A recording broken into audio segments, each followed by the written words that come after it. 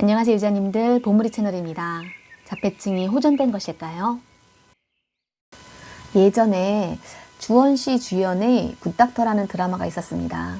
그때 주원씨가 자폐증 역을 소화하기 위해서 복지관에서 직접 그들의 얘기를 듣고 말투와 행동을 보고 배웠다는 기사가 생각납니다. 자폐증이 있는 사람은 상황에 저절로 대처하기보다는 일일이 교육을 받아서 이런 상황에서는 이렇게 말을 하고 저런 상황에서는 또 어떻게 행동하는지를 배워서 대처한다고 그렇게 들었던 기억이 나요. 보물이가 언어 치료를 받으러 다닐 4세 때 아무리 봐도 자폐 같지 않은 아이가 자폐 치료를 받으러 다녔어요. 한 5, 6세 정도 된 남아였는데 야무지고 똑똑해 보이고 질문에 대한 대답도 곧잘 하고 어기야기나 말투도 그 또래 아이처럼 보였거든요. 엄마의 말에 의하면 다 가르쳐서 하는 말이라고 해서 놀랐던 기억이 납니다. 일일이 다 가르쳤대요. 그걸 다 외워서 표현한 그 아이도 놀라웠고 자폐가 참 여러 가지 다양하다는 사실도 그때 알았습니다.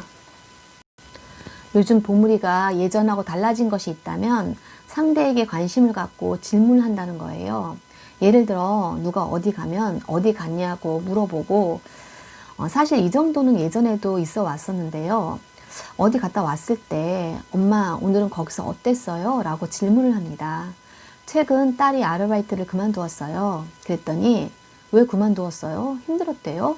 다른 데 구해야겠네요? 라고 관심을 보입니다. 그 외에도 최근 사람이나 상황에 대한 질문을 종종 합니다. 자폐증도 거짓말을 할까요? 거짓말을 합니다. 아주 간혹씩 보물이도 했어요. 그런데 이번에는 그럴듯하게 거짓말을 하는 거예요. 검도를 하게 한 아빠에 대한 불만이 아직도 있어요. 언제 끝날지 모르겠는데 지금도 좀 그러고 있습니다. 그래서 자신의 전화에서 아빠의 번호를 삭제한다든지 자기가 싫어하는 못된 캐릭터를 그 이름으로 저장한다든지 뭐 그런 행동들을 합니다.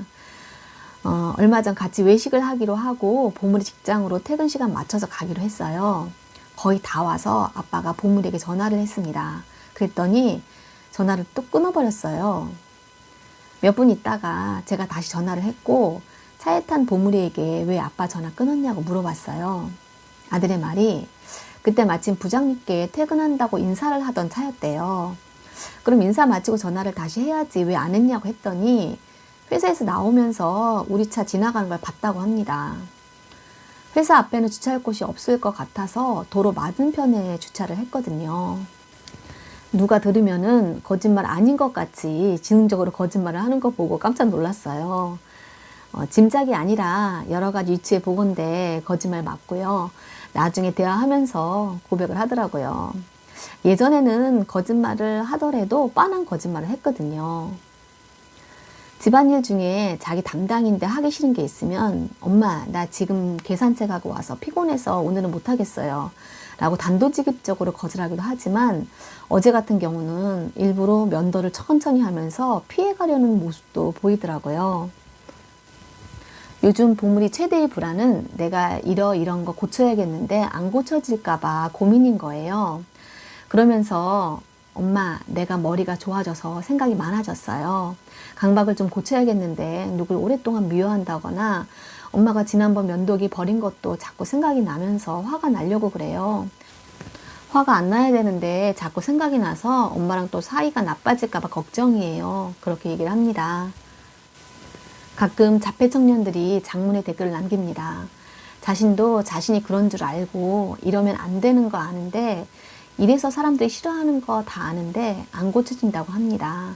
그러니까 무슨 증이라고 붙는 거겠죠. 보통 사람들도 결벽증, 강박증, 불면증, 무슨 증후군 안 고쳐지니까 그런 이름들이 붙는 거잖아요. 보물이가 누구에게 질문을 하고 궁금해하는 건 제가 고등학생 때부터 소통에 대해서 강조를 하다 보니까 혹시 그 역량이 아닐까 싶기도 해요. 보물이가 톡을 주고받는 사람이 많은데요. 항상 네 얘기만 하니까 이렇게 하면 이건 소통이 아니라 네 얘기를 자꾸 들어달라는 거다. 너도 그렇듯 사람들은 대부분 듣기보다는 말하는 걸 좋아한다. 너도 다른 사람에 대해서 궁금해하고 그 사람이 말을 하게 해줘야지 그 사람과 소통이 되지 않겠느냐고 계속 가르쳐 왔거든요. 그래야 사람들과 오래 관계를 유지할 수 있다고요. 그래서 선생님과 통화할 때는 그동안 잘 계셨는지, 어떻게 지내는지 항상 여쭤보라고 하고요. 군대 간 친구와 톡을 하게 되면은 힘들지 않는지 물어보고, 직장 들어간 형과 톡을 할 때는 직장생활 어떤지 물어보라고 가르쳤거든요. 그래서 보물이가 자기가 좋아하는 사람들과의 관계를 계속 유지하려고 생각을 하다 보니, 아, 이렇게 해야 되는구나, 이렇게 생각을 해서 가족들에게까지 질문이 생기는 건지, 아니면 자폐가 호전되어서 자연스럽게 나오는 건지 요즘 좀 그게 궁금해지더라고요. 이건 보물이가 몇 년 전에 써서 자기 방에 붙여놓은 건데요. 작년까지만 해도 머리가 좋아지고 싶다, 정상이 되고 싶다, 자폐 치료약 언제 나오냐고 계속 물어봤었어요. 이대로 가면 못 살 것 같다는 얘기도 가끔 했었고요. 지금 충분히 잘하고 있고 잘 살고 있고, 머리가 좋아도 외모가 뛰어나도 돈이 많아도 불행한 사람은 많다.